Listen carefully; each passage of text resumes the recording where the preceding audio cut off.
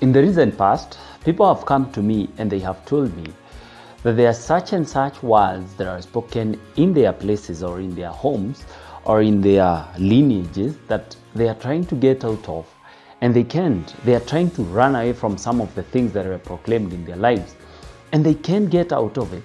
And maybe as you're watching today, you might be in the same predicament. You might be in the same line whereby there are words that are spoken even in your absence by your grandmother, your great-grandparents, your great-great-grandparents, and you don't know how to get out of it. How do we do it biblically?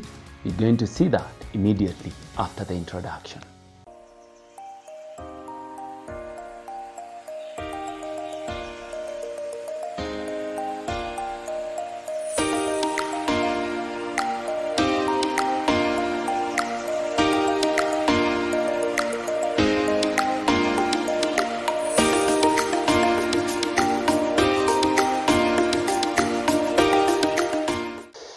I'll go straight into the Word of God, and in the book of 2 Corinthians chapter 10, I'll read from verse 3.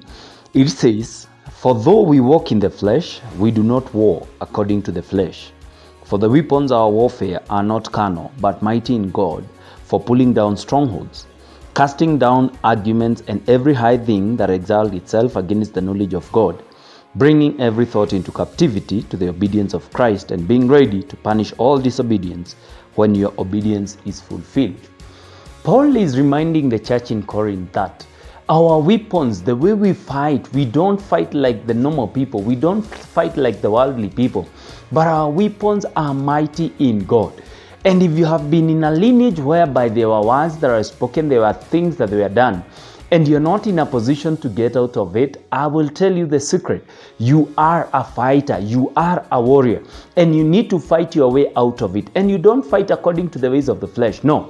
There are people, even as we speak right now, when their parents were being married and they were getting married, they were already born outside of marriage. And I tell you the truth, if that thing is not corrected in its entirety, these whose parents got married with them, they are in a high position and in a high possibility that by the time they are getting to marry or they are getting married, they will already have a child. Why is this? You understand that your mom was married as a second wife, and there is a high possibility that you as a lady, you will be married as a second wife. These are things that we fight with spiritually.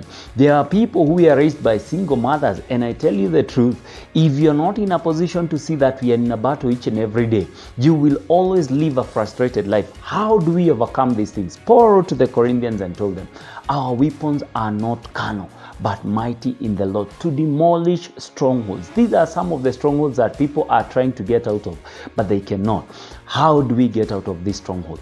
God has given us authority in the words that we bring forth. Genesis tells us very well that we were created in the image and in the likeness of God. Image meaning that we have ears, God have ears. We have eyes, God have eyes, and so on and so forth. Likeness meaning that God created so we can create.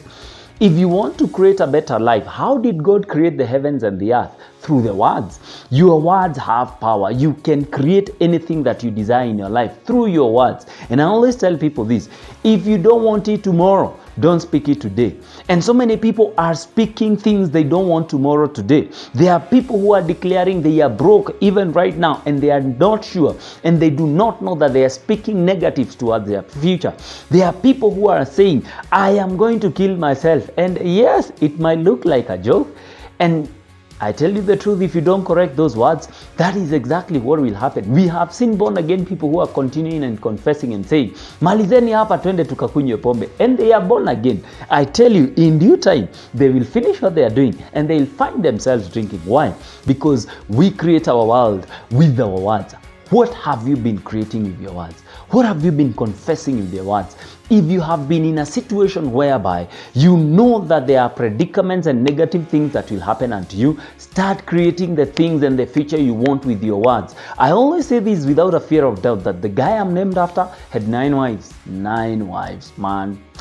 And I thought, I am going to fight this battle, and I will always confess and say, I will be content with one woman. I will be fulfilled with one woman. My marriage will last. My marriage will overcome all these things. And today, I am seeing the victory of God upon my marriage. Why? Because I decided I will not remain just like the other people who I was named after. I decided I will fight this battle with my words. What have you been fighting in your life? What have you been escaping in your life? You don't have to do that again. You have to face it and tell it. This is what I declare, that even though the person I'm named after was a drunkard, I will not be a drunkard. Even though the person that I'm named after was a divorcee, I will not be divorced. Even though the person I'm named after was this and that, I will not be like that. Why? Because God has given us the power to fight through our words. And if there is one thing that the devil is really fighting, is your language. Genesis chapter 11, when the people were in one language, they were talking in one voice, and God looked at it and he said, these people are speaking in one voice. These people, whatever they desire will come. And for God to separate whatever they were doing, he decided to confuse their languages. And this is exactly the same strategy that the devil is using today. He's confusing your language. He's confusing your tongue, because he knows that the moment you align your tongue, the moment you align your language with what God says about you, you are going to prosper. You are going to go anywhere that you can believe that your words will take you. You can go anywhere that you confess and believe in your heart that it will come to pass. This is the Faith Crusaders. We are here to enlighten you. We are here to make you better.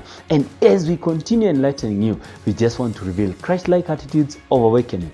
This is the Faith Crusaders. God bless you, and see you in our next show.